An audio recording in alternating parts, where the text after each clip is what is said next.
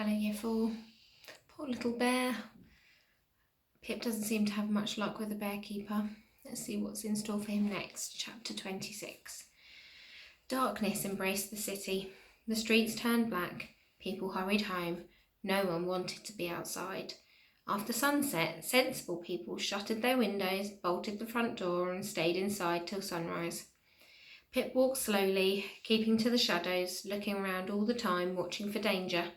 He glanced anxiously at the people in the streets, keeping his hands near his belt, prepared to pull out his father's knife and protect himself. They glanced back at him, saw a shifty-looking boy with dirty clothes and suspicious eyes, and crossed to the other side of the road to avoid him. While Pip was keeping his eyes on potential thieves and murderers, he was searching for something else too: food. Apart from those 5 apples, he hadn't eaten all day, and his stomach felt tight with hunger. Perhaps, he thought, giving his last apple to the bear had been a mistake. And then he realised that it hasn't. He'd had 5, she'd got 1. If he'd kept it for himself, he would have felt too guilty to eat it. He peered into the gutters, hoping to catch a glimpse of some discarded scrap of someone else's dinner: an old loaf, a pork chop, a half-eaten turnip. Anything would have done, but saw nothing worth eating, just piles of stinking, rotten rubbish. Eventually, hunger overcame his squeamishness, and he stopped at the junction of 2 streets where several drains collided, bringing garbage from different neighbourhoods. Tomorrow, someone would come and unblock the main gutter, allowing the rubbish to flow through the streets and empty into the river. For now, a huge heap had collected, wet and dark and evil smelling. Can you imagine keeping all the rubbish that your family produced for an entire month? Every little bit: cherry stones, apple cores, potato peelings, toenail clippings, hair, paper, bones, gristle, bath water, and on top of it all, everything that went into the toilet too. A month of pee, a month of poo. Imagine all of that heaped into a huge pile, and then you'll have some idea of where Pip searched for his dinner. He crouched on the ground beside this enormous heap of stinking garbage, shooing aside his competitors, a family of black rats, and 2 squawking ravens, before rolling up his sleeves and thrusting his hands inside the pile, scooping aside handfuls of onion skins and soggy crusts and twigs and leaves and all kinds of unidentifiable nastiness, digging for his dinner. The rats fled, but the ravens just hopped angrily aside, flapping their wings, and stood there, watching him resentfully, waiting for him to go away. The rats and ravens needn't have been so bothered. They'd already taken all the good stuff. Pip found nothing edible but half a carrot, 2 squishy onions, and an egg, which must have been laid there by a lost hen.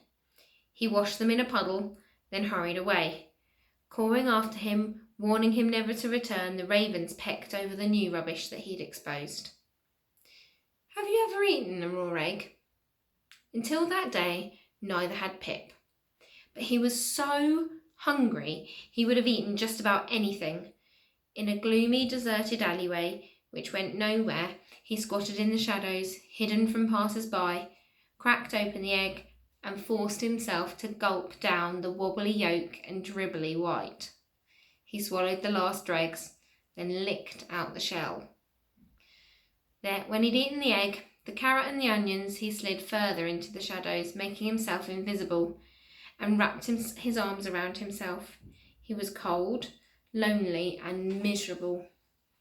I'm an idiot, thought Pip. I came to London thinking I'd just bump into the weasel, but London isn't a village. You don't bump into people here.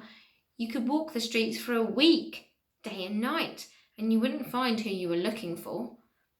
He'd never find the weasel. He'd never get the money back. Worst of all, he'd never discover the truth about his dad. So what was he going to do? Go home? No, never. Not after what he'd discovered about his mother. He'd stay in London. If he lived here long enough, he'd have to bump into the weasel eventually. It might take weeks, or months, or years, but that didn't matter. He wasn't in a hurry. To stay here, he'd find some work, enough to pay for food and a bed. If he couldn't work as a bearkeeper, he knew what he could do. From all he had learnt with his stepfather, Pip knew he was already a skilled smith. Someone would give him a job mending knives and sharpening swords. He knew where to go. Every year Bartholomew Fair was held in a place called Smithfield, the Fields of the Smiths. That was where they must work. Tomorrow he would go there and find a smith to take him as an apprentice. He just had to survive tonight without being murdered. His back pressed against the wall, he muttered a quick prayer. "Please, God," he whispered, "let me live through tonight. Save me from the murderers. And then, tomorrow, help me get a job. Help me find the weasel and my father. If you do, I'll be good. I promise." The preacher said God was everywhere. If so, he must be here too, hidden away in this alleyway. The sound of his own voice was strangely comforting, as was the thought that God could hear what he was saying, so Pip whispered one more prayer, the words that he said every week in church. "Our Father, which art in heaven, hallowed be thy name." The familiar phrases sounded so good as he spoke them aloud. If a thief or a murderer had been lurking nearby, hunting for easy prey, they would have known exactly where to look. But he didn't care. God would protect him. "Thy kingdom come," he said, his voice resounding through the darkness. "Thy will be done on earth as it is in heaven. Give us this day our daily bread, and forgive us our trespasses as we forgive them that trespass against us. And lead us not into temptation, but deliver us from evil. Amen." When the prayer was finished, Pip felt better. God was in this alleyway, he was sure of that now, and would protect him against the city's horrors. He pulled his clothes around himself, trying to keep warm, and closed his eyes.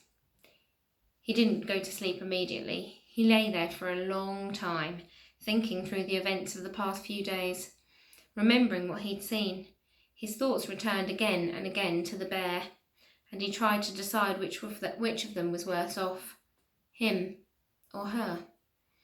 She had a few advantages over him: some food, clean water, somewhere to sleep, a roof over her head and walls to keep out the draughts. But she couldn't walk more than a few paces in any direction before bashing into the bars of her cage.